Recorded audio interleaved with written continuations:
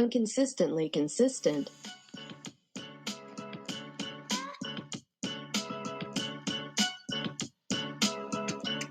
We should start the podcast because we should, yeah. Are you gonna do the intro this week, or are you gonna make me do it again? I feel like I should just make you do it forever, and that should just be our shtick. No, I'm not okay with this. Listen, my vacation is off to a shitty start. You do the intro. Hello and welcome to the Inconsistently Consistent podcast. My name is Melanie. My name is Rachel. And we are fighting over who does the intro. Yes, because apparently this is our shtick now. We did it last week. We're doing it this week. Probably do it for weeks to come. Many a week to come. Yes, all the weeks to come. Mm-hmm. But we're not going to be talking about coming on this podcast. Why, Rachel? Because we're talking about Harry Potter. Because this is those not have many underage characters. This is not the sex episode, so we will not be talking about coming. No, that is an episode that will be coming to a podcast provider near you. Sure. At some point. In the future. In the future, it will be coming while you are coming. No, please don't do that. I'm not consenting to that. Consent is important, and I'm not consenting to that. No, I'm not consenting to that either. Don't come. Rachel just sounded like she was consenting to that. But see how she took that back? And you can take back your consent at any time. The more you know. Just because you say yes one time doesn't mean it's always yes. Consent is important. That's our PSA for today. Keep checking in. Yes. That's why people say yes so much during sex. That's why. Yes. Exactly. So, Melanie, I guess I should ask, do you consent to start this podcast? I was a little iffy, but I'm a little nervous. I was like, this is my first time talking about things on the internet in the Harry Potter realm. So, no, I'm going to go for it. Yes. Okay, perfect. So, I have Melanie's I have Melanie's consent. I don't know why that was so hard for me to say, so we're going to get started. Harry Potter, the boy who lived, come to die. But not to come. Not that type of coming. It's not coming. Not the coming type. No. But yes, Harry Potter. Let's get into it. What is Harry Potter? Melanie, explain to the lovely people, what is Harry Potter? A boy. Who lived. And then died. And then died. And then he lived again. And then he beat a guy with no nose. And he's Jesus, basically. He's Wizard Jesus. He is Wizard Jesus. He died, then he lived. No, wait. No, opposite, sorry. He lived, then he died, then he lived. He died for their sins. Mm-hmm. And gave everybody the sins of the wizarding world. I actually took a course in MUN, my undergrad, about pop culture and religion, and we talked about how J.K. Rowling, whatever you want to say, had Christian ideologies and stuff put into the Harry Potter books, and Harry is kind of like Jesus. Mm-hmm. Mm-hmm. I can see that. There's also the same thing about the Narnia series. C.S. Lewis apparently threw some of that in it. Yep. So the more you know, Christianity just comes in and it's like pow. Yeah, it's trying to like colonize everywhere. Mm-hmm. Just like the white people colonize the indigenous people. Yeah, colonization didn't just, stop with the British. Nope. Oh my God, J.K. Rowling is British. She's doing it. New conspiracy theory, J.K. Rowling is trying to colonize the world. Well, it makes sense because she's transphobic. Mm-hmm. Right? She's trying to push her ideas onto people. Yes, exactly. And on that note... conspiracy theory. New conspiracy theory. On that note, I just want to say, I know a lot of people have feelings about J.K. Rowling and feelings about, supporting Harry Potter and all this kind of stuff because she's the creator of it. I personally, I don't agree with her views. Nope, me neither. However, I grew up with Harry Potter, so this is like my childhood leading up to my teen years. And I separate that from her. Like, yes, she may have wrote it, but she does not own the universe, if that makes sense. So I'm the same way. Fuck that bitch. J.K. Rowling was someone that I looked up to first because I was like, oh my god, look at how well she wrote this like magical world and she created this, and I was so like just enamored with what she did, and it made me want to start writing, and that's why I started writing books and stuff, and hopefully now I'll eventually publish a book if I ever fucking edit it. But yeah, that's beside the point. But I was so enamored with her, and I was like, oh my god, and she's a feminist, and this is so great. And then it's like, but like transphobic, and she's like, nah. Right? So I don't agree with her views. I separate her from the whole Harry Potter franchise, because Harry Potter is something like I lost myself in that as a kid. And I went through some traumatic shit as a kid, which I'm not ready to talk about with people, but that was like an escape for me. So Harry Potter has this like place in my heart where like I just adore it. And I still just like I have this love for it that I've been to like the Universal Studios Harry Potter Wizarding World, and just like going there was like such a fangirl moment. And I was like, oh my god, I'm a wizard. I mean, like, I was like, that 11-year-old me was like, oh my god, it's happening. My ticket. But I separate it from that because she doesn't get to take that away from all the kids that grew up on that. And all the people that read that story, read those stories and watch those movies and love that.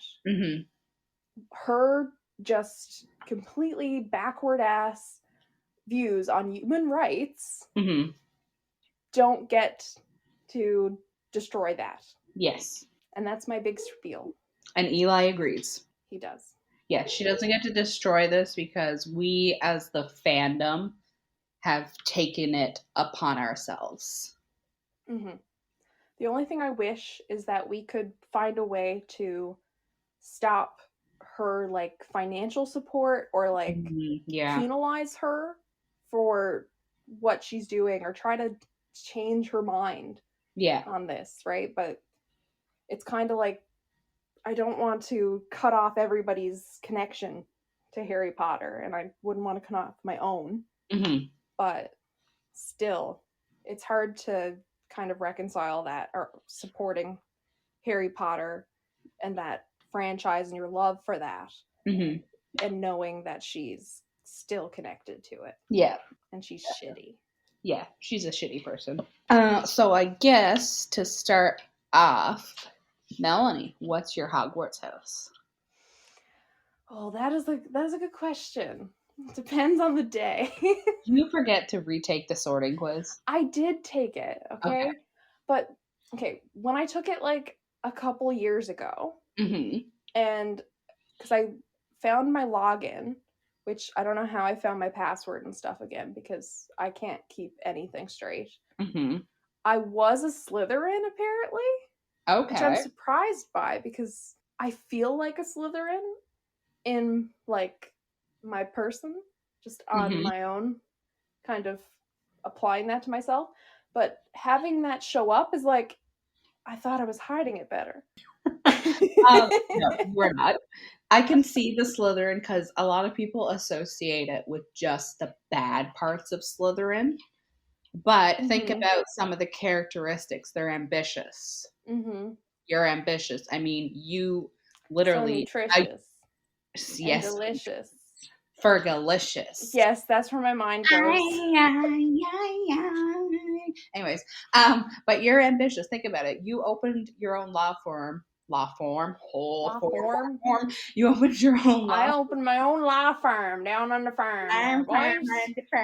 Got the pigs working the front desk and the cows out back. But think about it. You opened your own law firm within a year of graduating law school.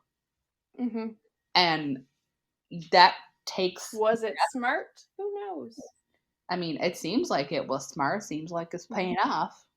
Well, to just tie into that, when I retook the quiz over the weekend, I got Ravenclaw, Oh. which I was when anyone ever asked me, "Hey, what's your Hogwarts house?" I would say Ravenclaw, but Mm-hmm. inside I'd be like, "But kind of like a little Slytherin, Mm-hmm. just a little bit." You know what's Because, funny? like, yeah. Mine is also Ravenclaw. Oh, when you redid it? No, when I did it a few years ago, Mm-hmm. when I did it, it was very close to Ravenclaw and Slytherin were my top two. There was like a percentage difference between the two of them. Oh, Rachel? Rachel, did you cheat and not do it on Pottermore? No, I did it on Pottermore. But it's not like you don't get percentages. Well, I did it on Pottermore, and then we had a comic book day at work, and we had a Harry Potter sorting quiz, so I did it then too. Mm-hmm. And that's where I had the difference. So my Ah. first one is Ravenclaw, then my second one is Slytherin. So I Mm-hmm. put them both together, so I am a Slitherclaw. I also identify as a Slitherclaw, and I think I am slightly more Ravenclaw, just because I would push for that. Yeah. Right? If the hat was on my head, I'd be like Ravenclaw, Ravenclaw, Ravenclaw. Yeah. I think if the hat was on my head, it'd be like, therapy. Me too. And I'd be like, way ahead of you. Jesus Christ, Eli. I already took your balls. What else do I need to take? Thank you. He listened. That'll be all. But yeah, and I was talking about this with my friend Grace, who's also a big Harry Potter fan. And we were kind of like talking about what our friends' Hogwarts houses would be, which I think was pretty funny. Mm-hmm. And also, you know how people have like different recalls for their dog, like here, come, or whatever? Mm-hmm. Hers for Gemma is Accio. Oh, that's cool. I have heard of people doing like Harry Potter spells as their dog's commands. Mm-hmm. I also think that using anything besides the word come as like your recall for your dog is a great idea because running around shouting the word come is really awkward. Yes, I agree. Yeah, it's Accio. So we were on a walk on Saturday and she was doing that. She's like, Gemma, Accio. She should take a wand. She should. She should take a wand and like do that and then like see Accio, in front Gemma. of people. Yeah, and then be like look around and be like, anyone looking? You see what I did? You see what I did? I'm a wizard. And then like put it away as if like she's hiding it, like muggles. Muggles. I thought about that actually. I think I saw a video like right when I got Eli or right before. I was watching all these dog training videos because I'd never had a dog before. And I was like, typical Ravenclaw has to research. Yes. Because the only thing I do research on is something that won't benefit me, with Obviously. like school or anything. Because that was boring. So just like dog training videos. Great way to not research for school. Great way to not finish up my law degree is research about the dog I'm going to get instead. Yeah, that was my present to myself as well for finishing law school was Eli. You got dog. Yeah, I was like, the day I finish law school, I'm giving myself Eli. So, I remember that distinctly because you were so excited to get him. Uh-huh. Yeah, and I had that as like my goal, and then it was like, my mom was like, but you have to finish the law degree first. And I was like, but look at the puppy pictures the breeder sent me. And she's like, but have you studied for anything? And you're like, I was like, but look at the dog videos I've looked up. So yeah, I was watching all these videos, and there was like a video of a girl who taught her dog like all the commands were the Harry Potter like spells. It was all like done like that, and I was like, should I do that? And then I was like, can I remember all of those? Because it's gonna be like, Eli, lie down. Fuck, shit, what's the word? God damn it. And then what is he going to learn to lie down to? I don't know. Is it fuck, shit, or god damn it? Yeah, really though. That's probably what he would have learned to. Anyway, did you do your Patronus? I did a while ago. I can't remember what it is. Oh no, Rachel. You don't have the answer for the test. Doesn't sound like a Ravenclaw to me. I know. It's my Slytherin coming through. Being like, fuck the police, fuck the test. Let me see. I could probably do that right quick. If I could remember how to spell Patronus, that would be fantastic. It's Patronus. Patron. Language of origin. Latin. Wherever Latin words come from. Melanie, we took Intro to Latin. We should know this. Rome? Is that where Latin words come from? Yes. Okay. I was like, where's Latin? You're like, what is Latin? Latania? Don't remember. Latino. Latino. Where does Latin words come from? With Greek words come from Greece. So do Latin words come from Latisse. Yeah. Where is the Patronus quiz? Do I need to be logged in? Because I don't want to log in. You gonna have to log in. I'm gonna have to log in. I don't remember my password. Oh no, that's the problem with. I love that trouble logging in. That's the problem with Muggle technology. That's the problem. That's the problem. Because I did make it, and I remember I did the sorting quiz. That sounded like the sound of when your TV would go to that like rainbow screen, and it would be like, you just made that noise.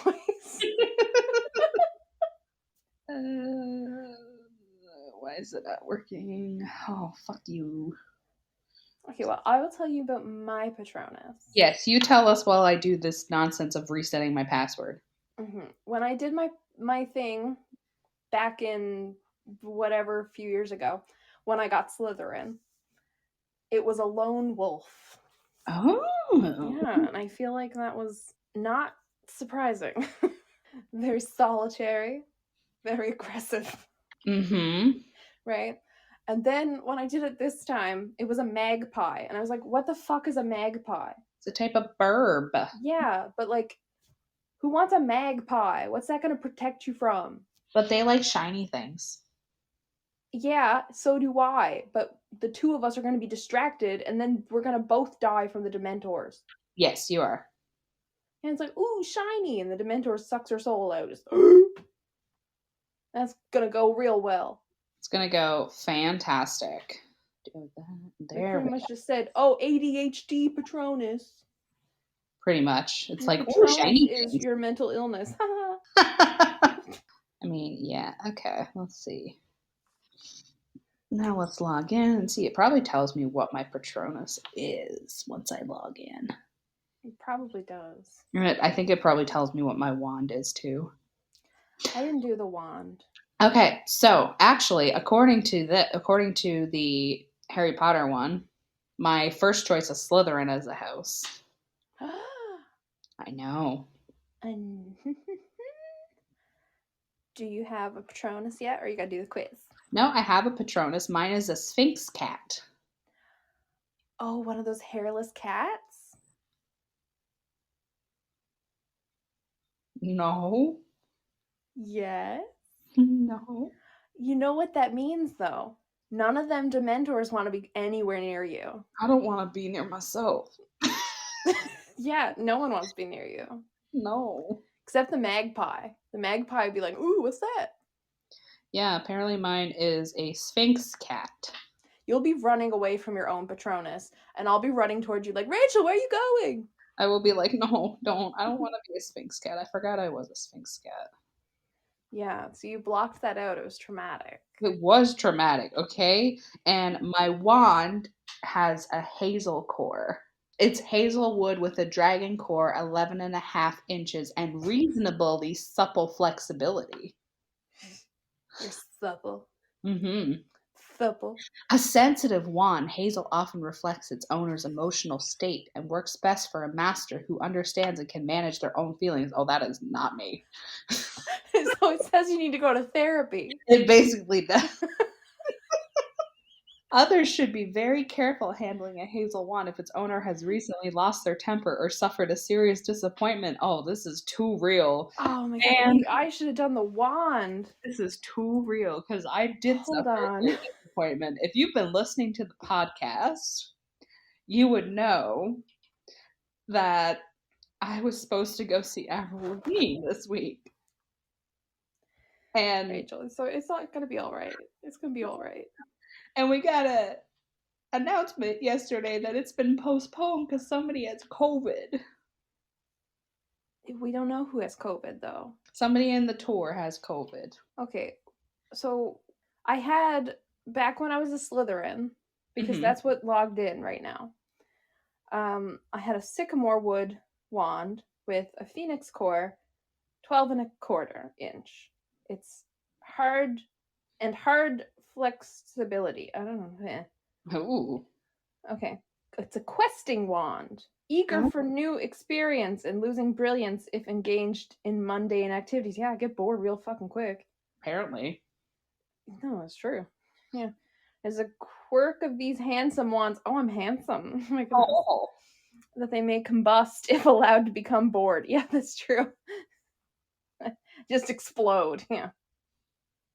Many witches and wizards settling down into middle age are disconcerted to find their trusty wand bursting into flame in their hand as they ask it one more time to fetch their slippers.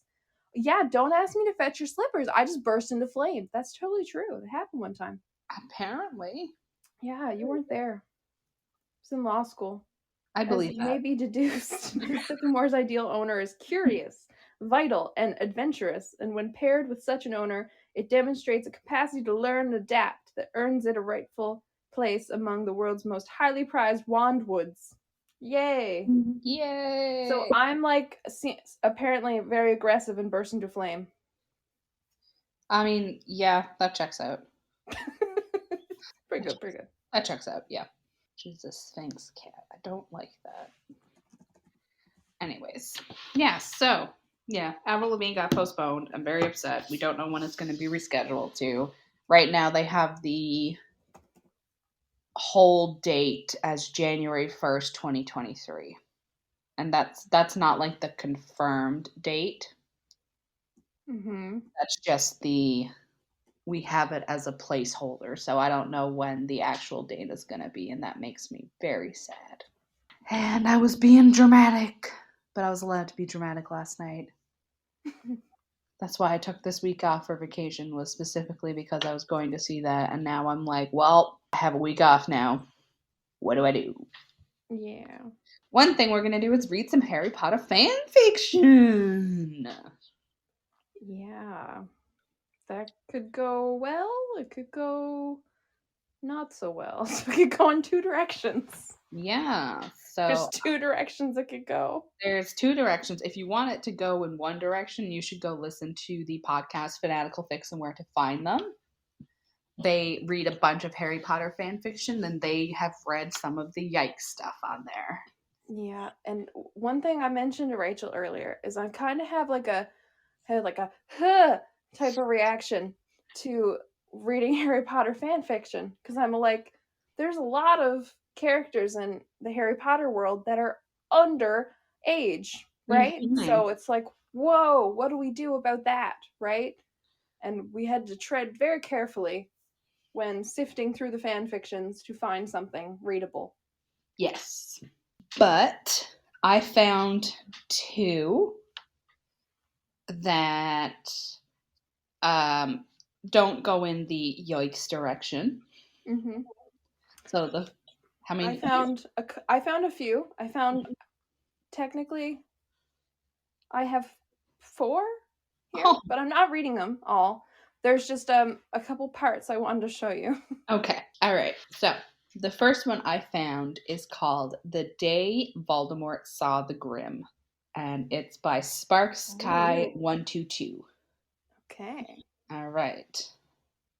So there is an author's note, and it said, I never posted this here. Whoops. I wrote this for an r/hp fanfiction /comment /t4ahdu /superstitious _Voldemort / Jesus. and I thought I'd share. What the fuck? I think it was for like some Reddit Yeah. thing, possibly. Yeah, it's very specific though. Yeah, I know. Very specific. I will say, I didn't completely read these all the way through. I skimmed them and was like, yeah, that's good. Yeah, that's what I did as well. Okay. So, there's bold, italicized, underlined text. Mm-hmm. Says, at some point during the First War. The Grim. I saw the Grim, Voldemort muttered to himself, pacing in his chambers furiously. He had seen the large black Grim just outside the Lestrange Manor before he rushed back. No, made a dignified retreat back into the manor.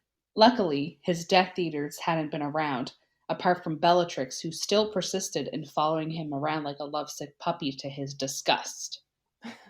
Not even torture stopped her. Only she wasn't so useful. How he longed for the day he could murder her. But now it seemed like he was far more likely to die before she would. The Grim. Voldemort knew that what seeing the Grim meant. Death. If anybody doesn't know what the Grim is, go watch Prisoner of Azkaban. Mm-hmm. Or look it up. And basically the Grim is a dog. And it's a big black dog. And if you see it, it prophesizes that there's going to be death. And Harry saw it in Prisoner of Azkaban because why wouldn't he? Yeah. It's like a Wizarding World superstition. Yeah. And we're doing a superstition episode next episode. Are we not, Rachel? We are. Oh, teaser, teaser, teaser. Ooh, spooky. Because in case you didn't know, there's a Friday the 13th in May. Spooky. But no, he had Horcruxes. He had conquered death himself for Merlin's sake. But what if Dumbledore knew about them?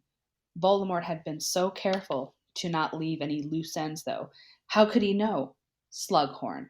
He had asked Slughorn all those years ago now. Could he have told Dumbledore? Could Dumbledore have found some way to defeat his Horcruxes? No, of course not. Voldemort was the greatest wizard. And yet, he had seen the Grim, the symbol of death. Well, death would not win. Perhaps he will retrieve his Horcruxes and scatter them among his loyal Death Eaters. Not? No. Malfoy would be a better choice. Bellatrix, of course. She would be useful for something at least. And perhaps he ought to make another Horcrux. One that he would hide somewhere nobody would expect. A tie to Tom Riddle. Dumbledore wouldn't expect him to retain any tie to his childhood. Maybe he'd use Slytherin's locket. Yes, that would work well.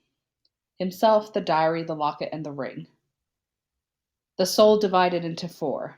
No, that wouldn't work. 4 wasn't magically strong enough. He'd done the arithmetic years ago. 3 or 7 would be best. He had the soul divided into 3 already, and he'd seen the Grim. It had to be a sign that he should have 6 Horcruxes.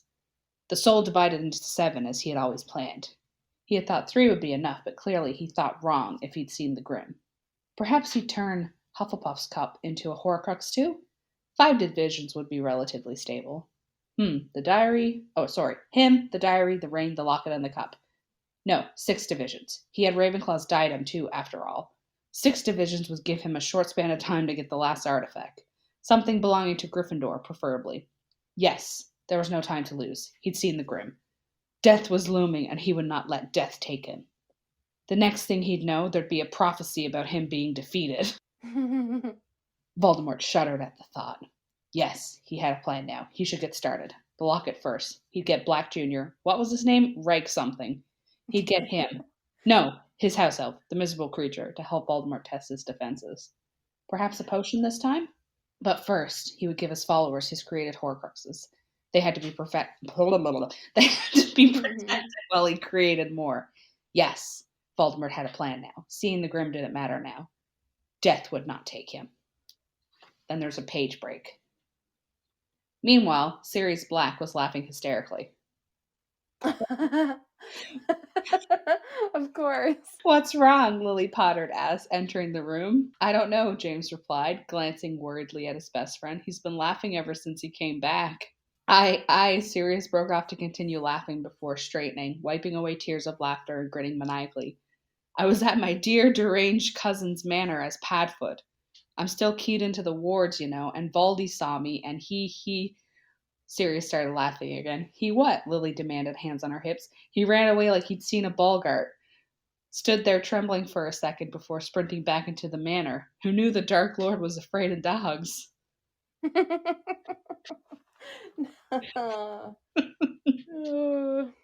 end. That's exactly like in the third book. Yep. Harry saw Sirius, right? And he was thinking it was the Grim. Yes. But he got the Grim in the cup as well. For those of you who don't know, and if you don't know, what are you doing with your lives? Yeah. Sirius. And also, why are you listening to this episode? Yeah, that too. Sirius is an animagus, which means he can turn into an animal, and his form is a big black dog. Mm-hmm. Big black shaggy dog. Yes, big black shaggy dog. Mm-hmm. Who just makes me want to hug him. Really? I love big dogs. Mm-hmm. Especially big dogs that look like wolves. Yeah. I've been rewatching Game of Thrones, as we know, and every time I see one of the direwolves, I'm like, I want to hug you. I know. I can't rewatch it. I can't watch the deaths. I can't do it. I can watch all the people die in Game of Thrones. I can't watch the dogs. Yeah, I just finished the episode where we learned about why Hodor says Hodor. Oh, I forgot. Really Yeah, I've been binging a lot. Yeah. And I forgot how much that hurt me. Because I have all this free time now. It's great. Yeah. So what do you got for me? I'm not over this one. And I'm like, he wouldn't give his shit to his Death Eaters. I mean, he does. Because really? he gives the diary to the Malfoys. Bellatrix locks the cup in her. Oh my god, he does. Bank. I'm just like, Voldemort's such a fucking narcissist. He wouldn't do that. Forgot all about it. I'm just like, he's such a fucking narcissist. He wouldn't do it. But he does. He splits them up. Do you know Voldemort never he always speaks in third person? Oh, does he? The whole book series. Oh. Yeah. I didn't know that. That's one of the things that when you've read them all like 7 fucking times. No, I did not know that he spoke in third person. I may have an obsession. Did you know that also technically his name is French, so it's not actually supposed to be pronounced Voldemort? I know, but I hate leaving off the T. It's supposed to be Voldemort. And you know what? I think we should fight against J.K. Rowling.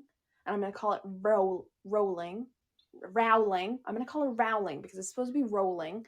But I'm not going to pronounce her name right now because she's a bitch. I'm pretty sure even in French, it's not Voldemort in the books. It's not. You know what they call him? Moldy Shorts. Oh no, they do call him Voldemort, but they give him like his last name. His last name. Yeah, it's Jedusor. What? Jedusor. So it's Jedusor. What the fuck? Because his name, so they can get it to Je suis Voldemort, is Tom Elvis Jedusor. Elvis. I know. It is me, Elvis. It's me, Lord Elvis. Oh. Oh, my God. A hunka burning diary. Oh, thank you very much. Nagini mistake. Oh my god. Yes, good. No, this is not a Star Wars podcast today. Good. I've never seen any of the Star Wars. I grew up in a Trekkie household, okay? Okay, that makes sense. It was blasphemous. Yeah, you're either Trekkie or Star Wars. Yes. There's kind of no in between. Wasn't allowed. Was not allowed. I was beaten with a stick. Okay, no. but not really. That's the childhood trauma she doesn't want to talk about. Yeah. I was not allowed to watch Star Wars. Then I'm really upset about it. I figured, okay, what you got for me? Upset Star Wars? I got a thing called I Wasn't Allowed to Watch Star Wars by Melanie Flynn. Okay, it's called Arthur Weasley's News. Do. My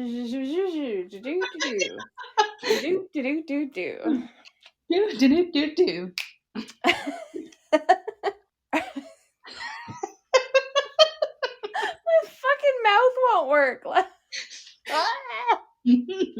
Okay, Arthur Weasley's newest toy. I'm so tongue-tied. And it's by IP82. Okay. I think I might have seen that one, but I skipped over it. Yeah. It's basically, should I read you the description? If you want to. I didn't read the description on my last one because it kind of gave it away. Okay. Mine, I don't think it really cares. It doesn't matter, really. Okay. It just says, Mr. Weasley just came home with the most brilliant muggle contraption he's ever seen. How could he resist the temptation to tinker with it? That's the description. What is it? Is it a rubber duck? No, I don't think so. But I didn't read all the way through. I just read the first 2 paragraphs and I was like, I have to take this one because this is okay. The first 2 paragraphs really what's that word when things are really controversial? There we go. Okay. It was a well-known fact that Arthur Weasley had an uncanny love for muggle contraptions. Every few days, he would bring in a new, strange, and wonderful device and then proceed to tear it up to shreds in vain hope of figuring out how it might work. Of course, just because someone likes to do something doesn't mean... Hold on. Of course, just because someone likes to do something, that doesn't automatically make them talented for it. The fact best proven by endeavors of one Jennifer Lopez.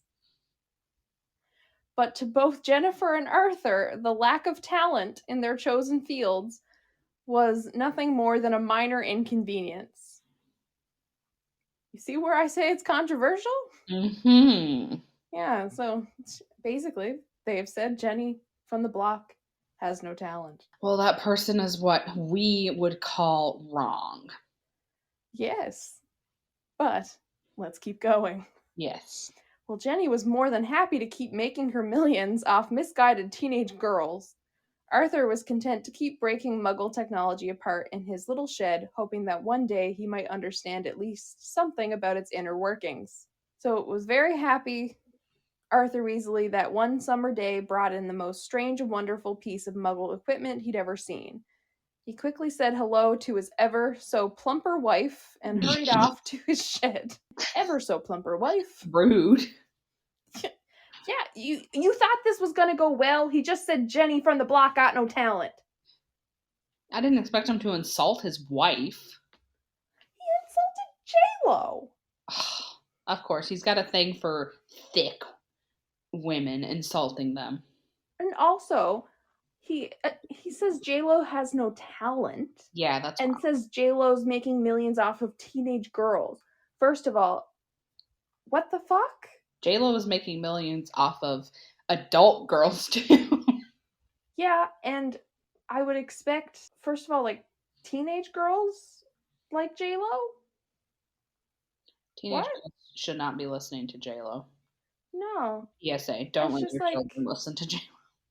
No, I don't expect, like, when I think, like, J-Lo, I don't think her, like, main, like, people that are listening to her are teenage girls. Yeah, her main demographic is not teenage girls. Yeah, that's the word I was going for. Yes. It's like, if you said, like, Harry Styles, like, teenage girls. Yes. But if I said Paul McCartney, and you said teenage girls, you'd be like, what the fuck? That's what I'm having here about J-Lo. Mm-hmm. Right? It's mostly like 20 plus. Yes. So I'm like, did you write this years ago? Oh, yes, sorry. This is published in 2006. That explains it. Yes. Yep. That does explain it. Yep. Can you Google if J-Lo had any talent in 2006? Let me just pull it up. Did J-Lo have talent? Oops. The answer is yes. In real life. I believe J-Lo has had talent in all these years because she has managed to make millions. It says, does Jennifer Lopez have any talent? Lopez is a damn good entertainer, artist, and hustler. Yes. Mic drop. She's a motherfucking hustler. She is, and she was in the movie Hustlers. Yes. A diva is a female version of a hustler, of a hustler. Okay, continue. Mm-hmm. That's just what I'm saying. So that makes more sense now about teenage girls. I thought that was weird. I didn't think of to check when it was written. Yeah. But anyway, makes more sense. Yes, a little more sense. Okay. So yes. So he quickly said hello to his ever so plumper wife and hurried off to his shed, eager to break his new toy apart. I'll get it this time, he murmured in his beard, as he carefully set the contraption on the table and got his toolbox ready. Eagerly caressing his largest hammer, he gave the thing another curious look.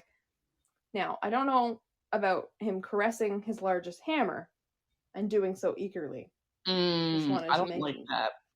I don't know. That makes me uncomfortable.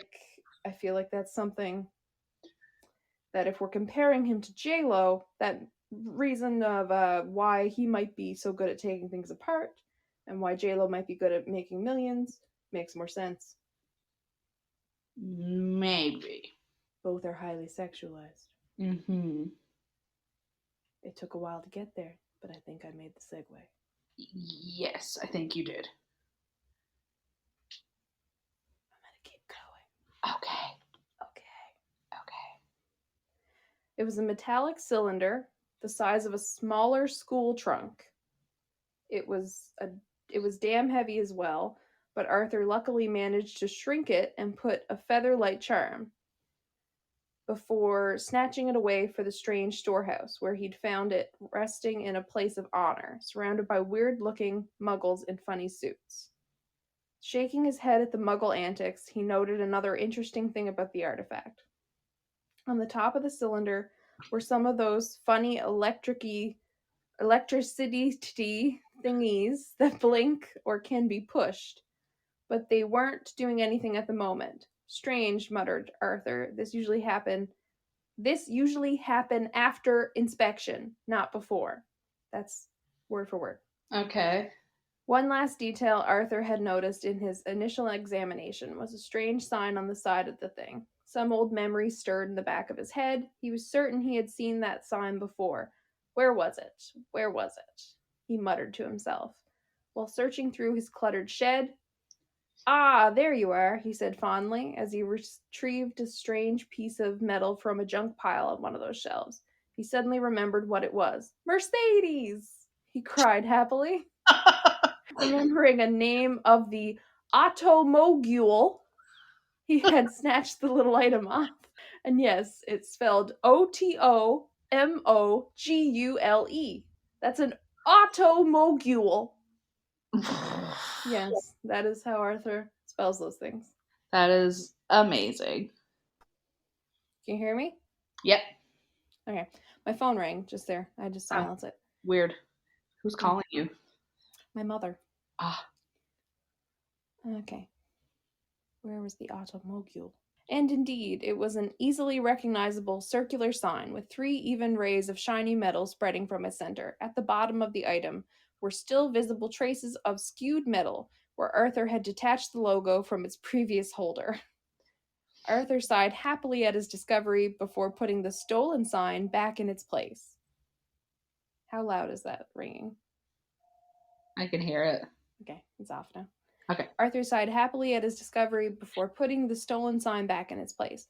He had luckily studied all the emblems that come with various muggle automogules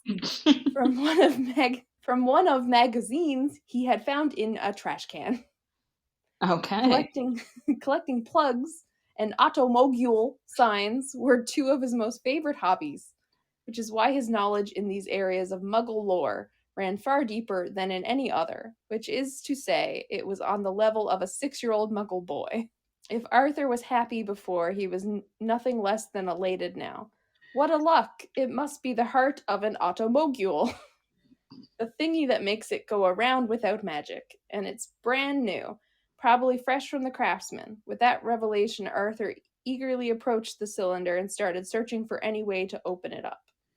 Aha! He recognized little Muggle thingies that you could screw one way or the other, but for which he couldn't remember the name at the moment. He retrieved his Muggle screw-on offer. Yes. As he quickly mentally dubbed it, and started playing with the screws like a little child. Half an hour later, there was a loud clang as the casing of the item fell to the floor, followed by a loud yes from an ecstatic Arthur. So it does matter which way you try to turn this screwy thingies, he smartly concluded.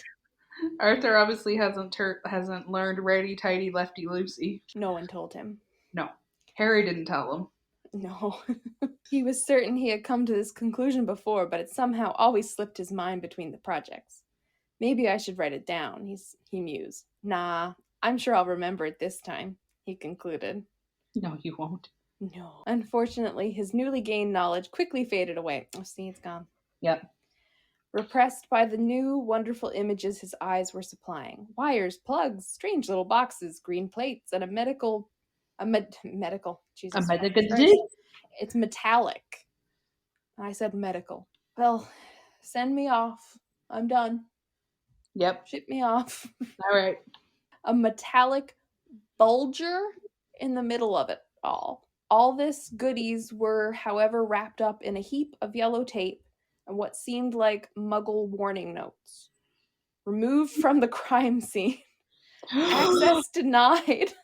Evidence. Do not tamper with. No, he didn't. Arthur read the labels and shook his head. Silly little Muggles. Bless them, he murmured fondly, as he removed all the tapes and notes and threw them on the ground. Oh, no. Now that the sight was clear, his eyes lit up once again as he searched the alien interior, looking for anything he could recognize. Aha! A plug, he screamed, as his eyes gained a maniacal glint, and indeed almost obscured by the highest concentration of Muggle labels remains. There stood something that could only be a very unusual plug.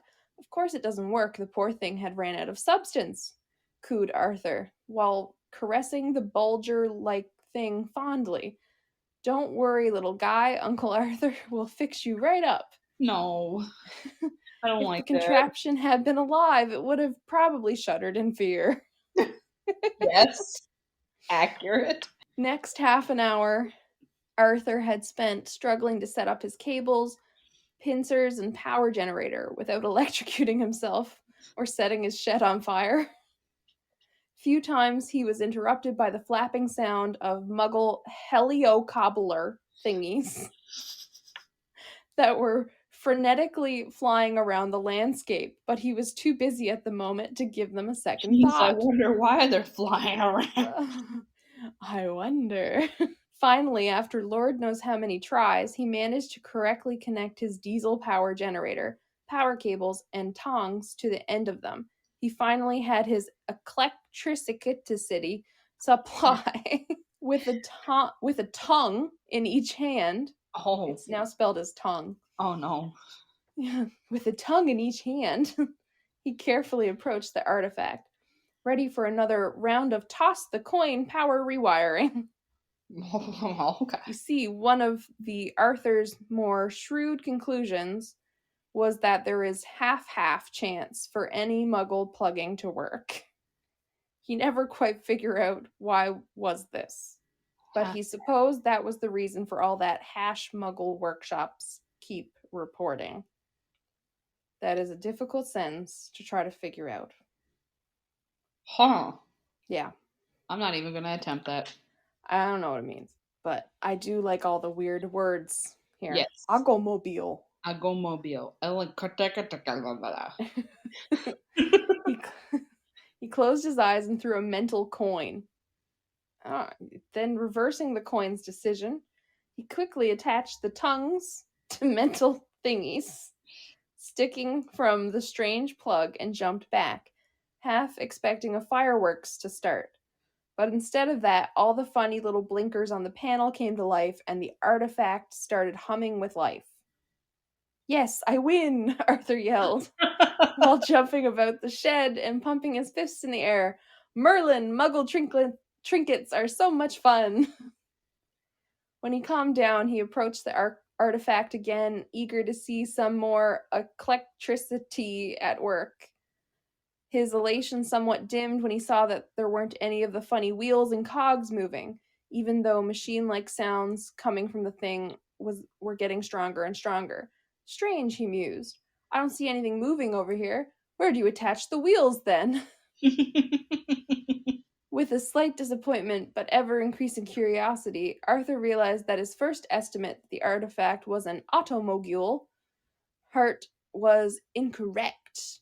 Actually, that was painfully clear now. So he thinks it's an automobile heart. So I guess he means an engine. I'm assuming he means an engine. Yeah. Or maybe Automobile heart equal engine, maybe? Maybe? Maybe? Cylinders, maybe? I don't know. So why would a heart need one of these Teflon visor thingies attached to it, especially one showing a painting of an elephant? Or is it a pair of glasses? He mused, inspecting the LED panel more closely. As the humming reached its peak, there was a soft click, and to Arthur's delight, the little red picture changed. Arthur blinked, trying to figure out what was the new picture representing when it changed again. He leaned back, pressing at the display from afar, until it finally dawned to him. "Ah, I heard about these. This must be one of those new number-showing Teflon visor thingies. Brilliant!" he mused, bouncing with excitement. What? "I don't know." So the first picture was 007, the second 006, and now it's 003, he mused, peering at the display with newfound understanding. No. I think I know what it is. I don't know what it is. Is it a bomb? No. It went 007, 006, and now it's 003. I don't think it's counting down. Are we sure? Well, they skipped 5 and 4. Okay. Hopefully. Hopefully. Nope, definitely not an automobile heart, he finally concluded, nodding to himself in confirmation. Besides, who's ever heard of a Mercedes sign in black and yellow? Ridiculous. Black and yellow. Black and yellow. Black and yellow. Black and yellow, black and yellow, black and yellow.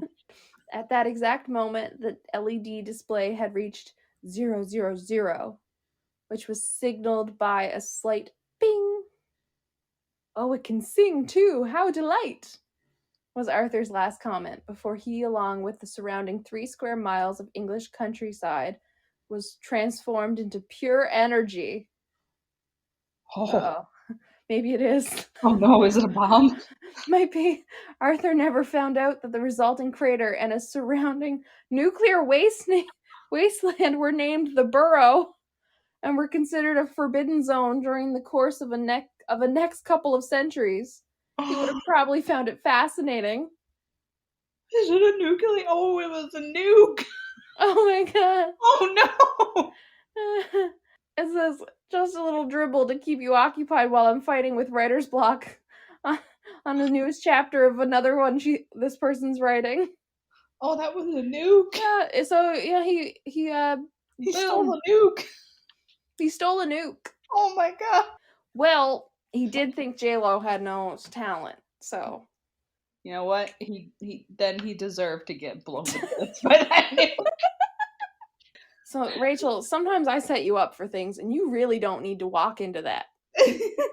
I'm just saying that almost every episode I've set you up to walk into a really controversial thing to say. And, I mean, the wooden legs, all of these things, you just go straight for it. Listen, I'm cranky. Let me be cranky. You're just like, nuked. He deserved it. He deserved it. He stole it from a crime scene. He called his wife ever plumper. He deserved to get new. Yeah. Oh my god. When you were describing it, I was like, what the hell did he take? And then you said crime scene. I was like, oh no, what did he take from a crime scene? And I thought it was maybe an engine because maybe a car accident. Mm-hmm. And then when And then you I was said, like, did they take like a freezer thing? yeah. I was like, oh my god, there's gonna be a body. Oh my god, he's gonna find it. That's then I thought like, oh no, he took like something that has like body parts in it. Mm-hmm. And then you said when it was counting down, I was like, wait, did he take a microwave? I didn't think it was counting down because it was like the way it was written was like 007, like James James Bond. Bond Yeah. style, right? It wasn't written like time. Mm-hmm. Yeah, it was interesting. It was an Mm-hmm. interesting one. I liked how the words were spelled out like he didn't know how to, like he knew hearing what they were, Mm-hmm. but how they were spelled out, how he must have like thought about them, like Yeah. automobile, like that was funny. Yeah. That was funny. That was good. Oh my. Oh, man. I've got one here. It's called First Potions Lesson. Hold on, I need to move around. Yeah. Rustle your giblets. I'm rustling my giblets. Mm-hmm. My giblets need rustling. Yep, they do. Rustling giblets here. Mm-hmm. Giblet rustling time. Making extra giblet rustling over here. Okay, I'm ready. All right, you sure? No. Okay. I am now prepared. Meow meow. Yeah, meow. Okay. This one's called First Potion Lesson. And the summary is James and Sirius' first potions lesson in Hogwarts. Okay. Mm-hmm. Tell me, does this get a little bit romantic? I don't know, because I didn't read it.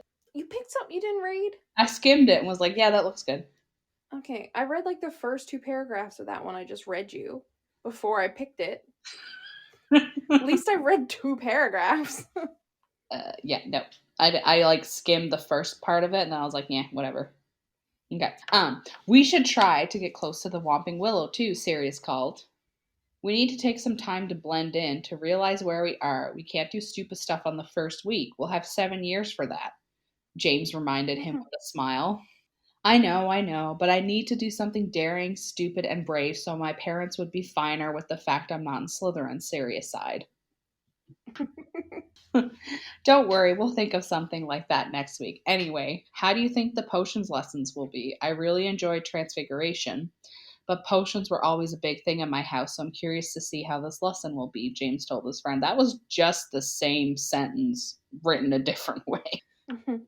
You shouldn't have high hopes about that. The professor's just looking for kids from famous families to join his fancy club, Sirius mentioned. Meaning, I'm going to have to deal with him since I'm from a famous family and all. James smiled and got inside the classroom. They went to sit in the back of the class.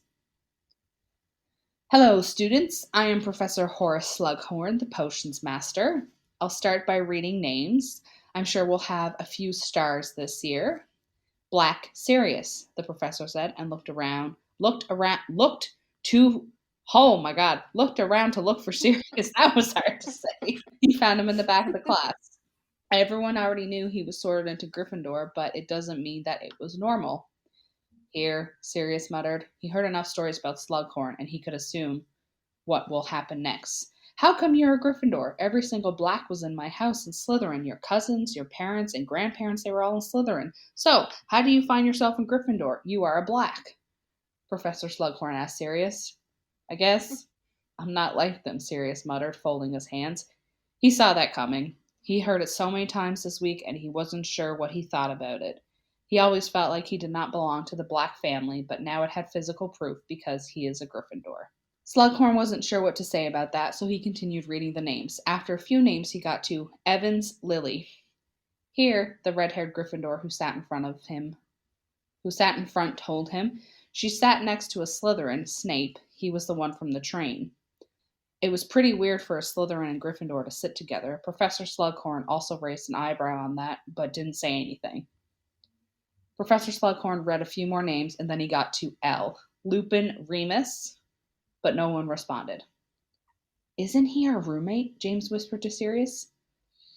I don't know. I don't think I saw him. I got the feeling it's just the three of us, Sirius whispered. There is an author's note saying that first week that they were there was a full moon.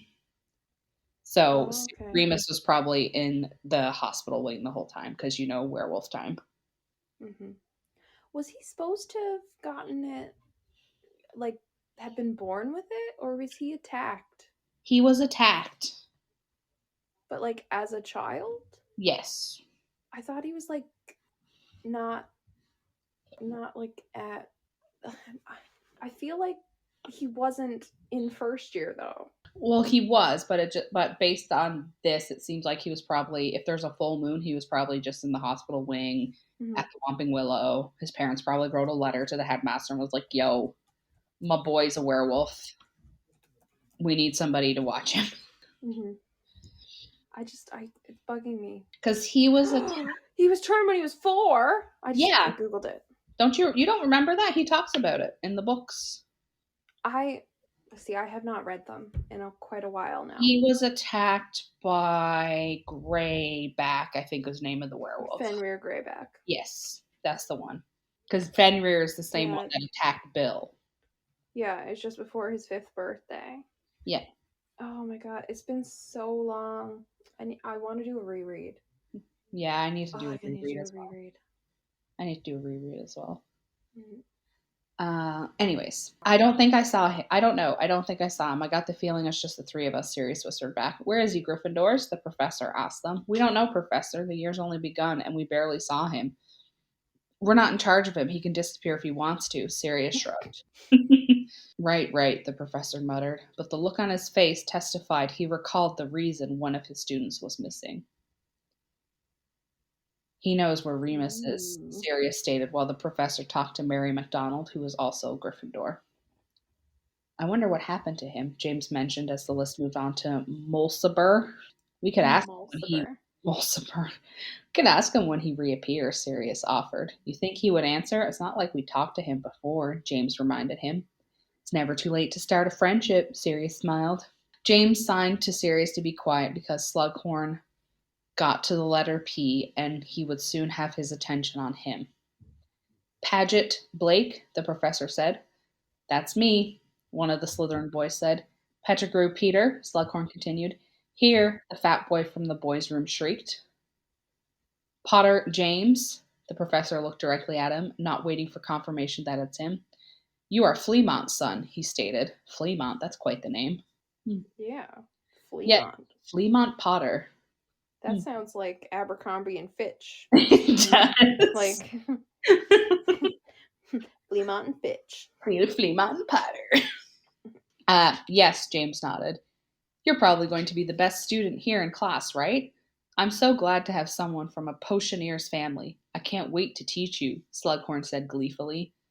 I'm fluttered, Professor. James smirked. He was awkward. I'm fluttered? I'm fluttered is what it says. I'm fluttered.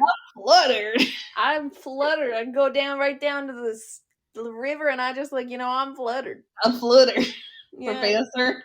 I'm fluttered. James smirked. He was awkward, but he tried to hide it. You should be. I'm honored to teach someone like you. Slughorn smiled at James and continued to read the names. Oh my god. Is he going to be like this all the time? James whispered to Sirius. He was a bit baffled from this conversation. I think he will. I told you he was just looking for famous kids, Sirius muttered. I don't want to be his potions trophy, James called as quiet as he could. Snape Severus, the professor said, and the boy from the train raised his hand to sign he was there.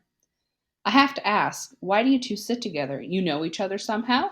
The professor was curious. Even if they met on the train, students from different houses wouldn't sit together most of the time. Yes, we grew up in the same town, Cokeworth, Severus answered. And Severus is the one who told me I'm a witch, Lily added, smiling. That's not something that happens every day, the professor nodded in approval. You already found your precious someone, aren't you a bit young for that? James teased her. At least you could find someone less ugly, Sirius added. Oh, jeez. What's wrong with you? Lily groaned. Calm down. The year has only begun. Don't start fighting. Slughorn scolded them. Talk a lot, Lucinda. It's me. I'm Lucinda. It's a pleasure to meet you, Professor. I can't wait to start learning with you. Potions is such an important subject, and the best part is the fact that my head of the house is the one who teaches it. Learning spells is not the only thing wizards can do. We should never forget that. Our journey here is only the beginning, and we are going to have 7 great years with you. I'm sure of it. We couldn't ask for a better teacher than you, Lucinda rambled. Oh, Lucinda, you laid it on way too thick. Just a tad, just a tad. Way too thick. Like, I like, good idea, but like too much. Mm-hmm. Yeah. Thanks, miss. Professor Slughorn nodded to her, enjoying the flattery. Merlin, what was that? Sirius asked, shocked. I guess she just talks a lot, James snickered. No wonder that's her name, Sirius laughed. After he finished reading all the names, that's exactly how it's written, Professor Slughorn started the lesson. I have converted you into a grammar police. You have. You are such a little shit now with reading these. You're just like, oh my god, they misspelled this. What a bitch. Such a bad child. Like, what did they even pass the 4th grade? Ew. I think they're illiterate. They definitely are. I bet they don't even smell good. No. Potions is a very important lesson. You'll need to be subtle and precise, or else the whole potion can be ruined. This lesson will not be easy. It's not your wands we'll use here, but your brains. You'll need to be delicate and listen carefully to everything I say and make sure you do everything right from your books. Since yesterday was a full moon, I thought it would be nice to do your first lesson on the moon phases. Do you know who is the witch who studied the field the most? Mr. Potter, I'm sure you know. James sat in silence for a moment, not sure what to answer. He needed a clever answer, not a chance he let himself be Fleamont's son here and just answer the question straight. He had his own personality, and he needed to prove that to the professor. Well, someone who hasn't slept the whole night, that's for sure, James laughed, and was pleased to hear giggles from the rest of the class. Mr. Class Clown. Oh. And also, are you getting the vibe, like, remember when Snape did that? Yep. In the book? Yes. Where he was like, did that in like the first class. And it's like, we're going to talk about werewolves. Yep. I want you all to figure out about Remus right now. Figure it out because I hate him. The professor wasn't sure what to do with this answer. I think she slept that night and checked the ingredients in the morning. The answer is Hesper Starkey, if I recall correctly. She was in the same year at Hogwarts as the headmaster. She spent many years studying how the moon's phases affect the potion's fabrications. Hesper? What kind of name is Hesper? James whispered to Sirius and rolled his eyes. A pureblood's name. That was the name of my great-grandmother. I was named after her husband, Sirius, and unique names are always interesting, Sirius stated. I didn't know that, James muttered. He knew Sirius for only a week. He didn't know if Sirius would laugh with him about the joke he made or it would insult him. Mr. Potter, I'm sure you'll know the answer to this question. What magical plant needs to be picked in a full moon? Slughorn asked another question. Sir? Slughorn is giving me, like, law school trauma vibe right now, okay? Like, I'm having flashbacks. Oh, no. This is Socratic method. I'm sorry. Where they just, like, torture you. They, like, randomly pick you, and they just, like, ask you questions, and then just, like, pick and pick and pick and pick with question after question after question. Oh, it's horrible. Sorry. Slughorn's the worst, so let's be honest. Yeah. Sir, I think you're mistaken, but I'm not my father. I'm not supposed to know everything about potions. We are here to learn. This is your job to tell us that, James stated. He said it in a polite voice, but it wasn't very polite. Professor Slughorn was taken aback from what James said. He didn't expect that answer at all. Anyone knows the answer, he muttered. But he was so baffled by James that he didn't notice the 2 kids in the front of the class raising their hands. See, Professor, you don't need me to answer. The couple from Cokeworth know the answer. James teased the two kids. Lily and Severus shared a look but weren't sure how to react. He wasn't nice on the train, but they couldn't blame him for using them to avoid answering the professor. He shouldn't know the answers just because his father was a potioneer and they did raise their hands. Yes, Miss Evans, the professor gave her permission to answer. I think it's fluxweed, Lily said. Correct. 3 points to Gryffindor. Slughorn smiled. He was a bit surprised she knew the answer. What potion is brewed in one full moon cycle? Professor Slughorn asked. The two at the front raised their hands. Now you, Mr. Snape. It's Veritaserum, Severus answered. Very good. 3 points to Slytherin. Slughorn nodded in approval. I knew they would know the answer. Maybe now he'll stop picking on me, James whispered. Don't count on that, Sirius whispered back. The moment this lesson will be over, he'll ask you to join his little famous club. They didn't listen for the rest of the lesson. Slughorn didn't even let them brew a potion yet. He just explained about cauldron types and phials. The lesson was very boring. Sirius and James waited longingly for the suffering to come to an end. That sounds like my law school career. Because it's just Socratic method is the worst. Because they don't pick anyone with their hand up. They only pick people that don't have their hand up. That don't want to answer, right? They just call on people at random and then just like force you to participate.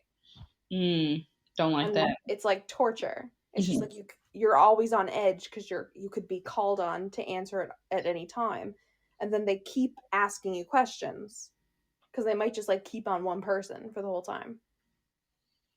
There was one prof I had who only had like by the end of the whole term, he only probably knew about 8 or 9 people's names out of the whole like 50 people in that class. So mine was not one of them, so I escaped. I just kept my head down, kept my mouth shut, and never like drew attention. I never went to the bathroom, I never moved, I never like shifted. I was just like, I will be very still, I will do nothing, I will not sneeze, I will not cough, I will not do anything to draw attention for him to ask me my name. Because if he knows your name, he will go, Melanie, what's the answer to this? And Melanie will be like, I don't know. I don't understand anything. What's law? I don't know. Don't shoplift. Can we talk about Harry Potter? Sirius and James waited longingly for the suffering to come to an end. When the lesson was over, they quickly collected their belongings and walked towards the door, but the professor stopped them. Of course he did. Mr. Potter, Mr. Black, can you stay for a moment? The boys rolled their eyes but stayed in the classroom, waiting for the rest of the students to get out. What is it, Professor? James wondered, even though Sirius told him earlier what Slughorn wants. Since both of you from very famous families, do you want to join my little club? It could really help you. Club. It could really help you in the future. It could open a lot of doors for you too, Slughorn offered. Professor, you do not want the first Black in Gryffindor in your club, and we both know it, Sirius stated. Thanks for the offer. Thanks for the offer, Professor, but please don't forget that I'm not my father. I want to figure out what I'm good at, what I love to do, and that's not necessarily potions. I know about my family potions making heritage, but I want to do something else, Professor. I'm sorry, but I must decline. James answered politely. He didn't like this professor, thinking he was just like his dad, trying to impress him because of his family. These 7 years weren't going to be very fun in potions. All right, tell me if you've changed your mind, the professor said, disappointed. The boys nodded and quickly got out of the classroom. I don't like him, James called. I told you he would be like that, Sirius reminded him. I know, but how can we deal with him for the following 7 years, James groaned. We'll prank him, of course, Sirius grinned. Now you're talking, James chuckled and grinned as well. And then there's a page break. At his office, Professor Slughorn sighed and drank his tea. He didn't expect the lesson with the first years to be like that. He expected that Fleamont Potter's son would be the best student and answer all the questions. And he couldn't figure out if this child didn't answer on purpose or if he really didn't know the answer. He can never imagine that two random kids from Cokeworth who didn't live in the Wizarding World would answer the questions and not James Potter. How would two kids from Cokeworth be better than the son of the best potion maker of the century? Not Cokesworth. Not Those kids are just, the poor kids, not the those, poor. those kids are trash. They didn't even grow up in the Wizarding World. Oh my goodness. Not Trash. from Cokesworth. Oh, how drab. You sounded German there. I was trying to be posh. Oh, I was yeah. just trying to be rich and posh, Yes. I was trying to be, fancy. I wasn't even trying to do an accent, just, oh, how drab. From Cokesworth. Mhm. I bet they don't even use handkerchiefs. Oh, Oh. Cokeworth isn't even in the Muggle in the Wizarding World. The end. And that was it? That was it. Oh. Remind me of how much I dislike Slughorn. I don't think of Slughorn very often. No, I don't either. But then every now and then, like the Harry Potter fanfiction podcast, Fanatical Fix, will find something that mentions Slughorn. I'm like, oh yeah, he's the worst. I don't think about Slughorn very often, but Mhm. when I do, I think of the in the movie, the sixth one, right? Half-Blood Prince, yes. Yes. And when he takes the Felix Felicis Mm-hmm. and he's going around and Daniel Radcliffe is just having the best time of his fucking life. Oh, in he's that part. yes. That whole sequence of scenes, that is my favorite thing. I fucking love that. I could watch that all the time, but him talking to that professor too, right? Oh, that scene, especially where he's like with the pincers. Yeah. That scene is amazing. Mm-hmm. That whole sequence though of him on that Felix Felicis and he's whispering and just he should be talking at the funeral and everything and Yep. he's just so giddy. Yeah. It's just so fun. I fucking love it. But that's sometimes I think about Slughorn and that's what I think of, or I think about that scene in the movie where he's the chair. And he comes out. But those I also think about how that scene and then people who make the Jenna Marbles edits and Jenna Marbles reading Harry Potter and it's like, hey bish, it's me, your chair. Yeah. But you know what? That's all I think of Slughorn, right? He's such a disposable character to me that I only remember him in relation to those two visuals. Yeah. To me, right? Anyway, I have a really short fan fiction. Okay. And I was really hesitant first to read this one. Okay. Because of the description. I was afraid to read it. I was like, uh-oh, this could be real bad. Okay. Right? It's called I Don't Want To. And it's by Bob-the-Blue. Okay. And it says, the description is, so it's rated T, first of all. So it's rated teen. So it could be, it could be problematic, right? Mm-hmm.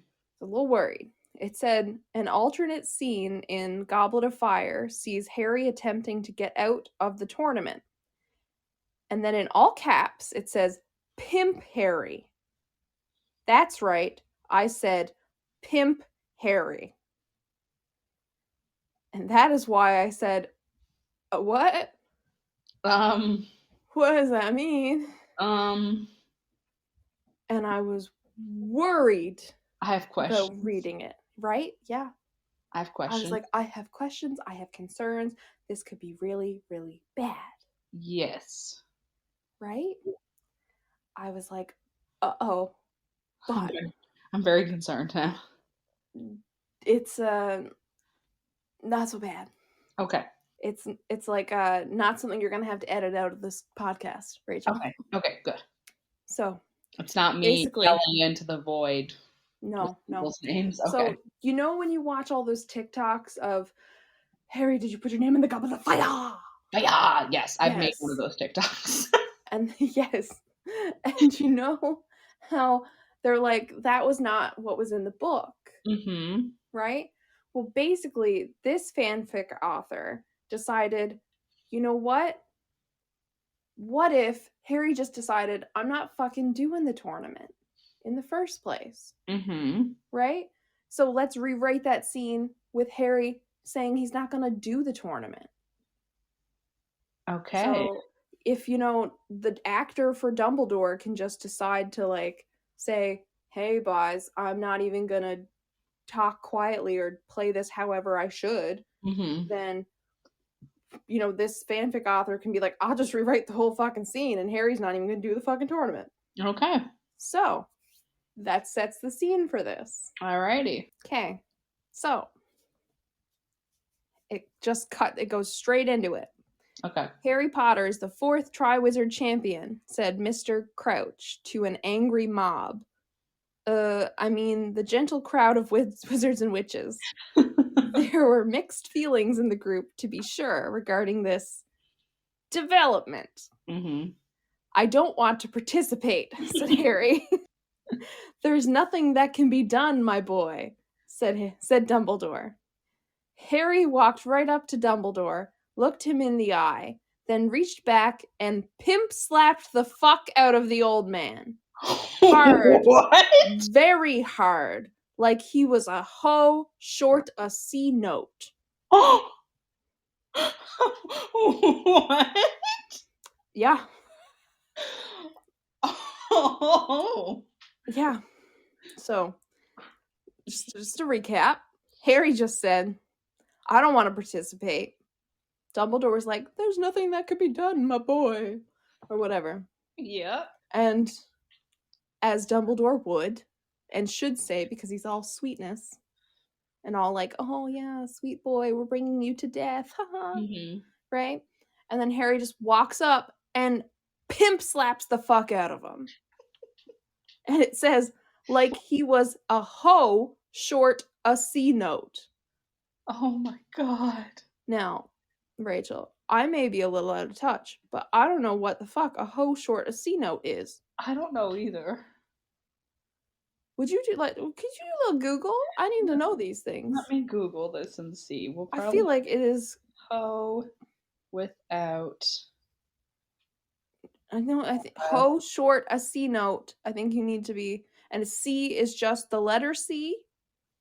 A note, like I wrote a note. Oh, hang on. It's bringing me. Why air conditioning? No. Hoe short a C note. Oh, short. Hang on. Short. Oh my god, I cannot spell. C note. Oh, my internet apparently doesn't want to cooperate. C note is a slang term for $100 banknote. Oh. Where C is the C note, where the C in C note refers to the Roman numeral for 100 printed on the $100 bills. The more you know. Yeah. Those hoes be counting in Roman numerals. Hell yeah, them hoes know Latin. Yeah. Those Roman hoes. Yeah.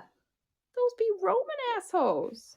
Those hoes be Roman. They hating, patrolling, and trying to catch me riding dirty. This is the musical episode as well, apparently. Yeah, everything has a musical episode now. Yeah, pretty much. Yeah. Interesting. Okay. So it's a hoe without a $100 bill.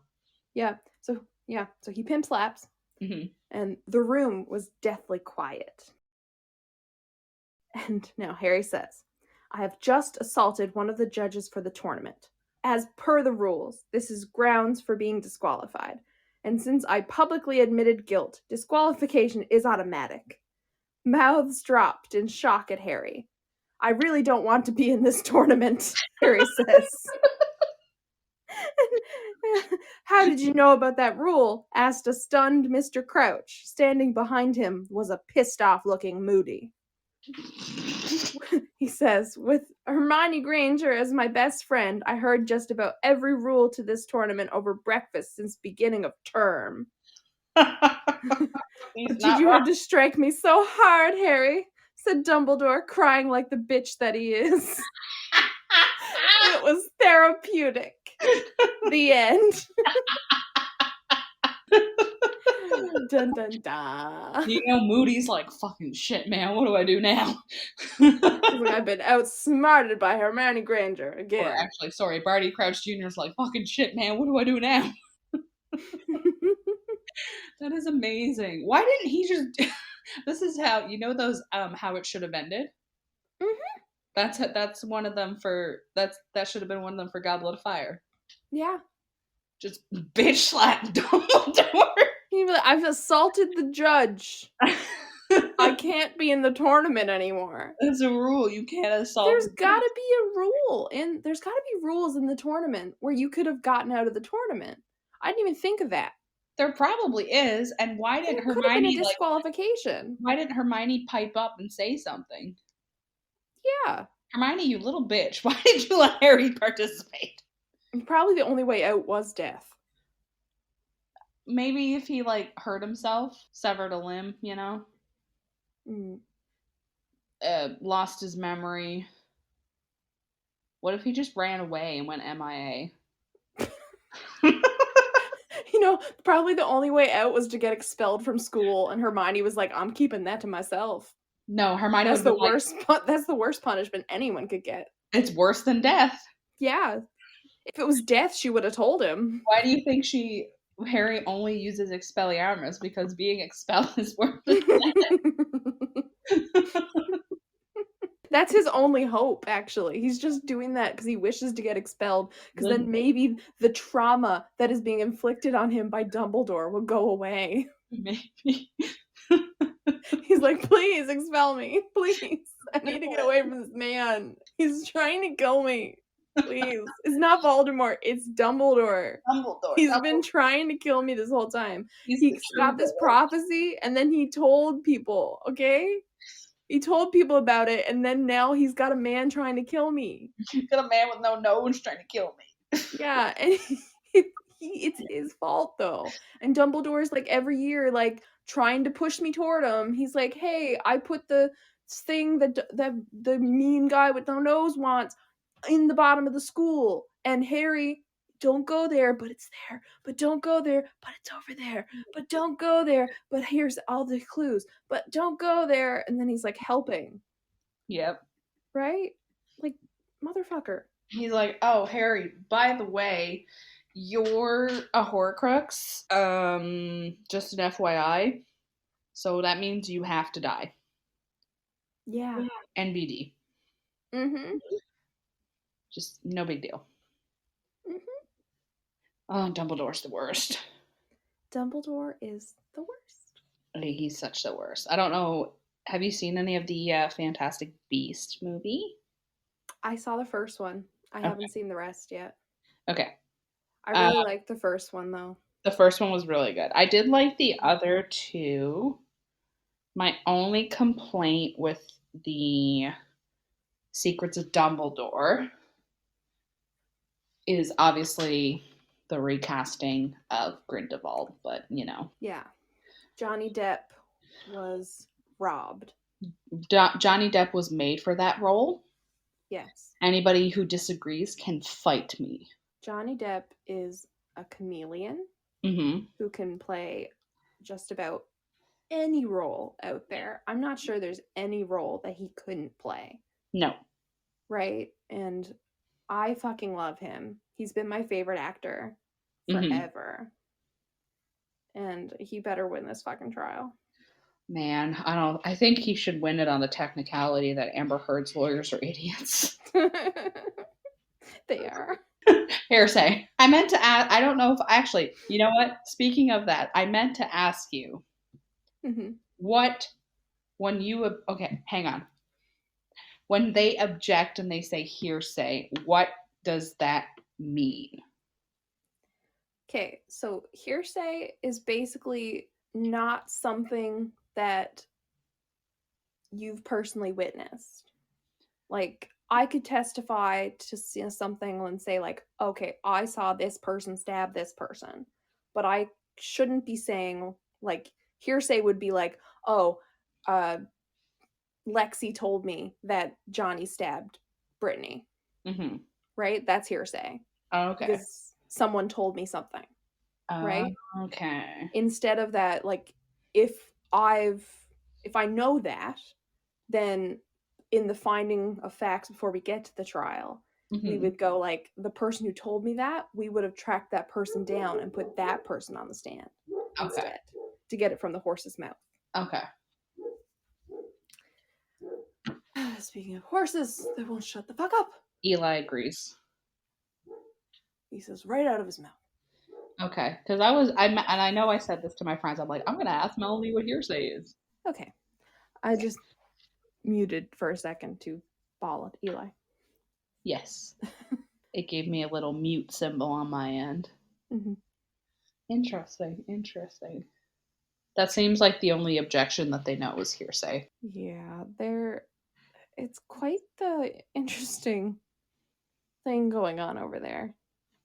Yeah, it is. This is not a Johnny Depp trial podcast, though. I mean, we could do an episode. We could. You're a lawyer. We could talk about the lawyery shit. Yeah, we could do an episode on some more true crime, or even just some other, some crazy shit sometimes. Some crazy nonsense. How old were you when you first discovered the Potter of the Harrys? What year did the first book come out? The Stone. That came out in, what year did this book come out? 1997. Wow. Oh my God.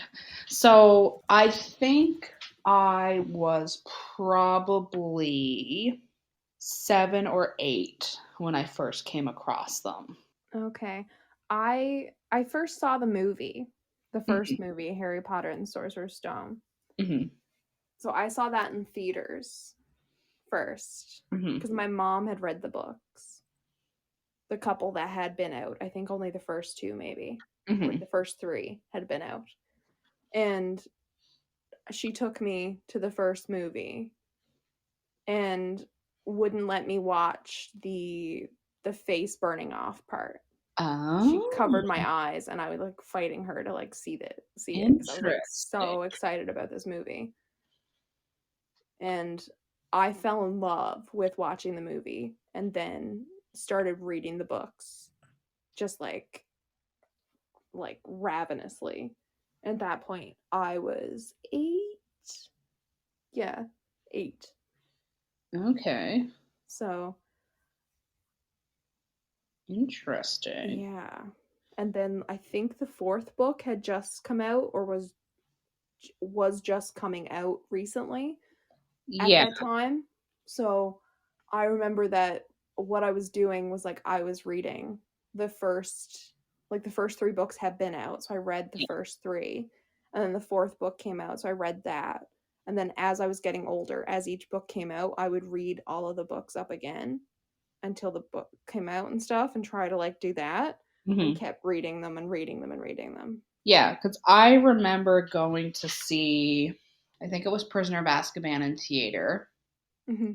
Yes, it was Prisoner of Azkaban. I remember seeing that in theater, and I remember going to Deathly Hallows Part 2 in theater with my parents and my sister.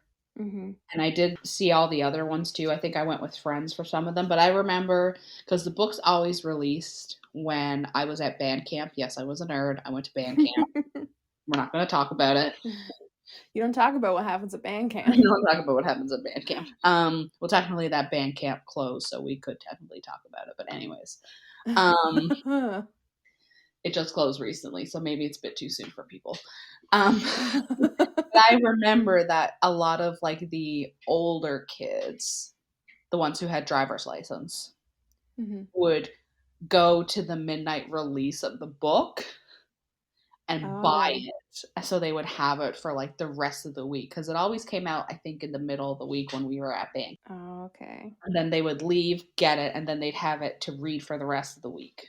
That must have sucked. I would always go and get it, like right the day it came out, and then be like avidly reading it. And both my mom and I would be fighting over it.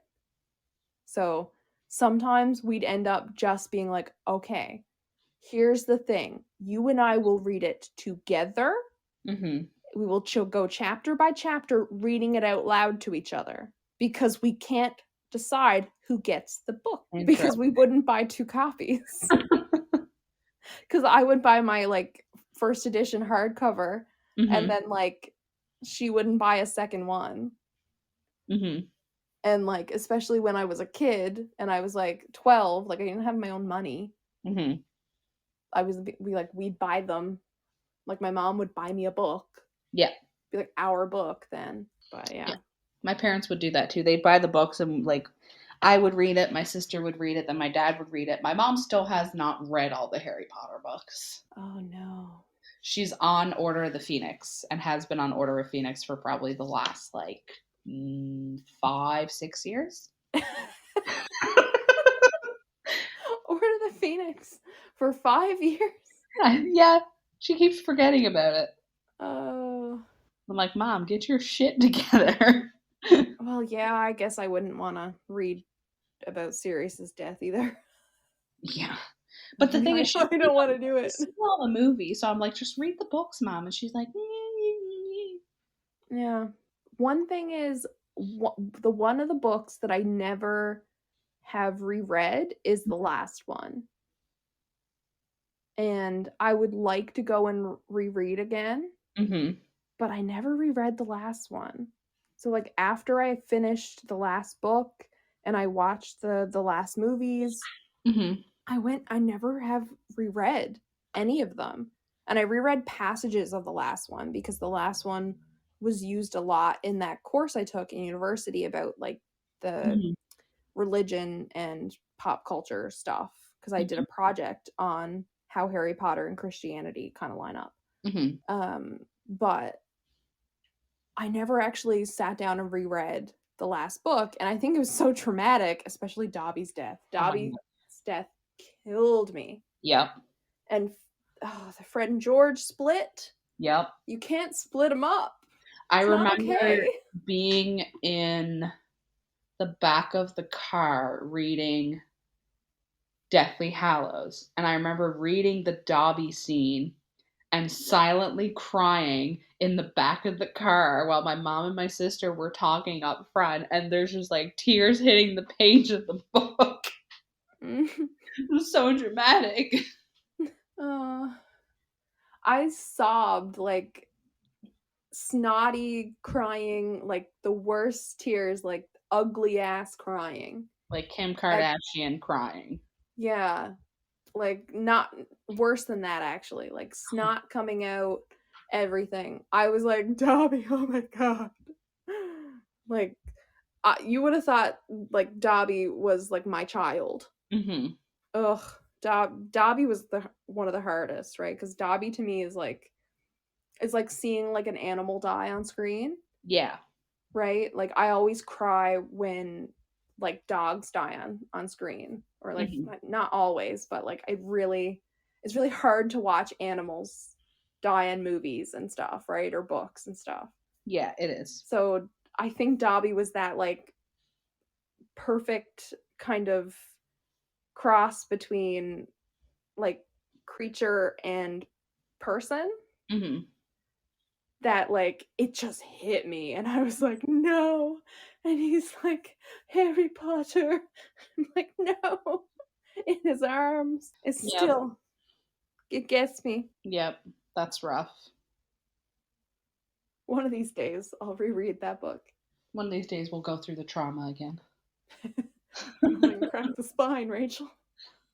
I should do a rewatch. I did a rewatch recently. I used to rewatch the first Harry Potter movie. Every time I was sick from school, I would end up rewatching the first Harry Potter movie. Mm-hmm.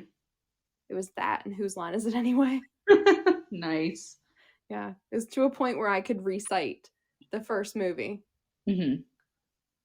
And my mom could unfortunately recite the first movie, which she was really unhappy about because she hates rewatching movies. Oh. So I tortured her with that. Oh, that's pretty good. I like rewatching them. I like rewatching some stuff.